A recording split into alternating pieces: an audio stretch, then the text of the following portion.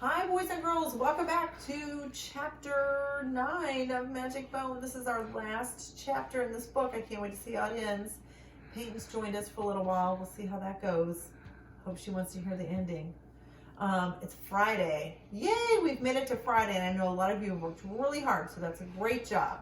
Let's enjoy the last of our story and play outside all weekend. All right, when we left off, Watson had just gotten a family. And off he goes, and poor Sparky is all alone in London. I'm alone, and the dog catcher could be anywhere. Tick tock, tick tock. What's that sound? I look down. Right there at my feet, I spot a little tick tock toy. It has a crack in it, like the one I broke at home, but this one is still tick tocking. I hope Payne did not hear a delivery person. Josh would really like this. Quickly, I scoop up the tick tock toy and run back to my bone. Thumpity thump thump. Suddenly my heart starts to pound. What if Watson was wrong? What if the magic bone doesn't send me home?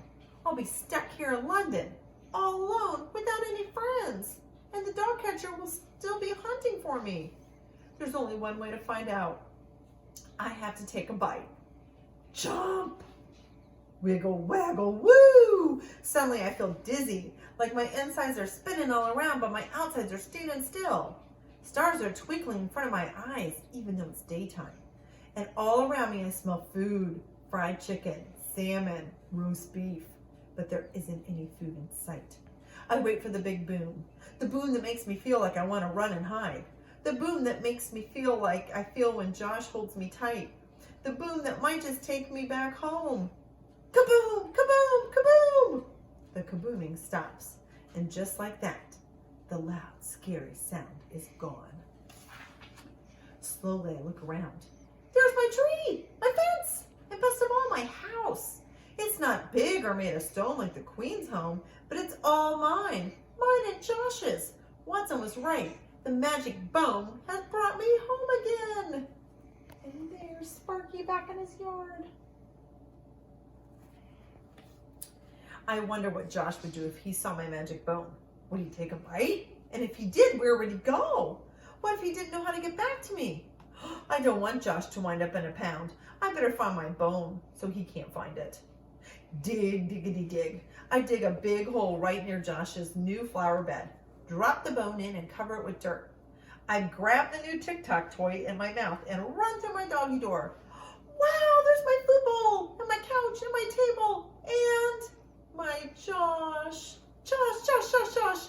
I bark as he walks in the door. My tail goes crazy with excitement. Josh. Boom. I'm jumping so hard. I knock Josh right on the floor. But he's not mad. He's laughing and petting my head.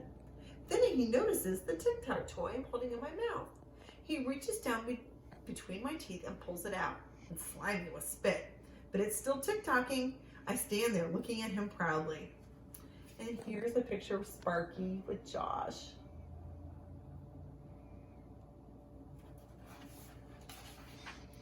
Josh stares at the Tic Tac toy. Then he stares at me. I wish I could tell him where I found the toy. I wish I could tell him about London and Watson and the Bulldog boys. But Josh doesn't speak dog, and I don't speak two-leg. So for now, all I can do is let Josh know how happy I am to be home. I don't need words for that. All I have to do is give Josh a couple of good licks to his face. Slurpity slurp slurp. I'm home. And there's a picture of him and Josh together on the couch. Sparky made it back. He did not stay in London. Does anybody know what that Tic Tac toy was? If you ever go to London, you might see something called Big Ben, which is a giant clock in the middle of London. And this must have been a toy Tic Tac clock that he found and brought back to Josh. Well, that's the end of Magic Bone, the first book. So I thought maybe next week we would start book 2, and I can do a chapter of book 2 every day. And you can just sit and relax and listen. And maybe Sparky will go to a new place. I hope you have a great weekend. I miss reading to you on our carpet at school and hearing your questions and hearing your comments. But I hope you are still reading at home and enjoying stories. See you soon. Bye, kindergarten.